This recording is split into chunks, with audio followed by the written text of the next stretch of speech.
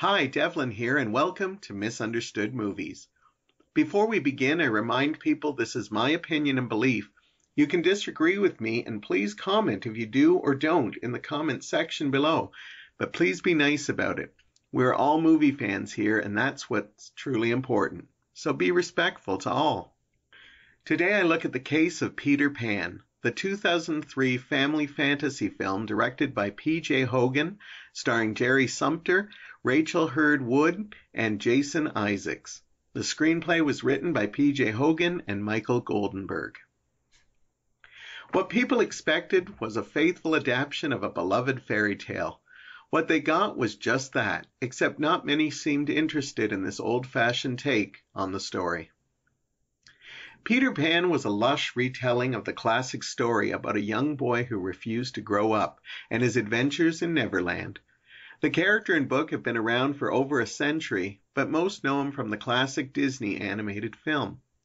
It was in development for quite some time in the hopes they got the story right, and for the most part, I believe they did an incredible job.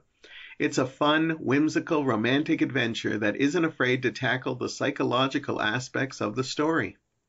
The casting is well done, especially Jason Isaacs, who plays both Captain Hook and George Darling, something that goes back to the original theater stagings of the past. Jeremy Sumter also shines as Peter. His lack of acting experience adds to the character's charms in this case. He is one of the few boys cast in this role. It is usually given to a girl in previous adaptations. The production value is top-notch, and even though the effects are a little dated, they actually hold up quite well for a movie closing in on 20 years old.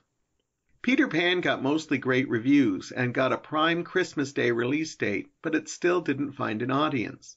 I remember thinking at opening weekend how empty the theaters felt for such a delightful, charming film. The problem was Peter Pan stayed true to its original story, based on the novels and early stage plays. At that time, we had Harry Potter, Pixar, and many family films that had too many adult jokes hidden in them for the kids to miss and parents to enjoy.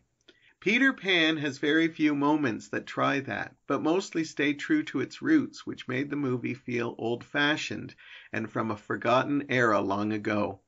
It was outdated before its time, and families just weren't biting. For me, I feel that weakness is its biggest attribute. Its innocence and not trying to update the source material gives this movie its magic, and also why it still holds up better than smash hits who filled their production with outdated pop culture references. I know some people have found this gem, and I hope more do. It deserves to be cherished more than it is right now. Now let me know what you thought in the comments, and let's have a conversation about this film. Are you one of those who thought this movie was old-fashioned and boring, or are you like me and consider Peter Pan a misunderstood movie?